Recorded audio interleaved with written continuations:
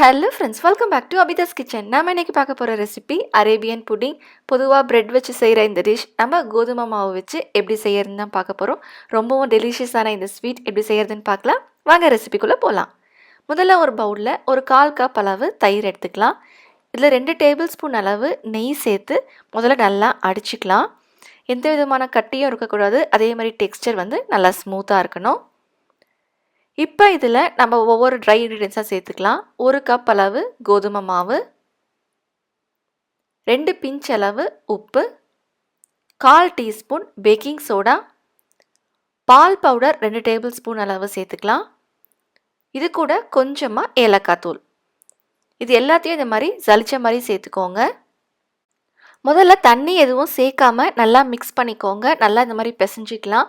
அவசியம்னா மட்டும் கொஞ்சமாக தண்ணி தெளித்து நல்லா டைட்டாக பிசைஞ்சிக்கோங்க. இந்த மாவு நல்லா டைட்டாக இருக்கணும். இப்போ மேலே கொஞ்சமாக மாவு இந்த மாதிரி தூவிட்டு நல்லா இந்த மாதிரி தேய்ச்சிக்கலாம். ரொம்ப மெலிசாக இருக்கணும்னு அவசியம் இல்லை. கொஞ்சம் திக்காக இருந்தால் தான் நல்லாயிருக்கும். இப்போ நம்ம வேண்டிய ஷேப்பில் இதை கட் பண்ணிக்கலாம். நான் ஸ்கொயர் ஷேப்பில் சின்ன சின்னதாக கட் பண்ணிக்கிறேன். இப்போ இதை நம்ம எண்ணெயில் ஃப்ரை பண்ணிக்கலாம். குலோப் ஜாமுன் மாதிரி தாங்க. ரொம்ப மிதமான சூட்டில் நல்லா ஸ்லோ ஃப்ளேம் டு மீடியம் ஃப்ளேம்லேயே வச்சு ஃப்ரை பண்ணி எடுத்துக்கலாம். இது போட்டதும் அதுவே மேலே எழும்பி வரும். அது வரைக்கும் திருப்பி போட வேண்டாம். இது திக்காக இருக்கிறதுக்கால வேகிறதுக்கு கொஞ்சம் லேட் ஆகும். அடுத்து நம்ம கஸ்டர்ட் லேயர் ரெடி பண்ணிக்கலாம். இதுக்கு கஸ்டர்ட் பவுடர் 1.5 டேபிள் ஸ்பூன் அளவு எடுத்திருக்கேன். இதில் முதல்ல 1/4 கப் அளவு மட்டும் பால் சேர்த்து கட்டி எதுவும் இல்லாமல் நல்லா இந்த மாதிரி மிக்ஸ் பண்ணிக்கலாம். அடுத்து ஒரு 1/4 லிட்டர் பால் நல்லா சூடானதும் நம்ம ரெடி பண்ணி வச்ச கஸ்டர்ட் மிக்ஸை கொஞ்சம் கொஞ்சமாக சேர்த்து மிக்ஸ் பண்ணிக்கலாம். நம்ம கஸ்டர்ட் மிக்ஸ் சேர்த்த உடனே ரொம்ப இறுகிடும். அதனால் மிக்ஸ் பண்ணிகிட்டே இருங்க. கட்டி எதுவும் இல்லாத மாதிரி நல்லா இந்த மாதிரி மிக்ஸ் பண்ணிவிட்டு நல்லா கொதித்த பிறகு 3 டேபிள் ஸ்பூன் அளவு சர்க்கரை சேர்த்துக்கலாம். அடுத்து டெசிகேட்டட் கோகோனட், இது வறுத்த தேங்காய், இதுவும் 3 டேபிள் ஸ்பூன் அளவு சேர்த்து இதையும் நல்லா மிக்ஸ் பண்ணிக்கலாம். அடுத்த ஒரு 2 நிமிஷம் அளவுக்கு மட்டும் நல்லா கொதிக்க வச்சுட்டு அடுப்பை ஆஃப் பண்ணிடலாம்.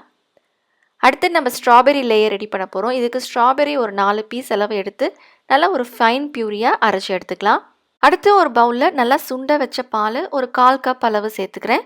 இது கூட 1/4 கப் அளவு fresh cream, milk mat 1/4 cup சேர்த்துக்கலாம். இது கூட நம்ம அரைச்சி வச்ச அந்த ஸ்ட்ராபெரி பியூரியும் சேர்த்து நல்லா மிக்ஸ் பண்ணிக்கலாம். அவ்வளோதான். இப்போ லாஸ்ட் லேயரும் ரெடி ஆகிடுச்சு.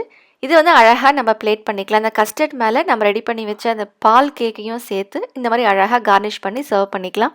ரொம்பவும் டேஸ்டியான அரேபியன் புட்டி நீங்களும் செஞ்சு பார்த்து எப்படி இருக்குன்னு சொல்லுங்கள். உங்களுக்கு இந்த வீடியோ பிடிச்சிருந்தா மறக்காமல் லைக் பண்ணுங்கள், ஷேர் பண்ணுங்கள், சப்ஸ்கிரைப் பண்ணுங்கள். தேங்க்யூ.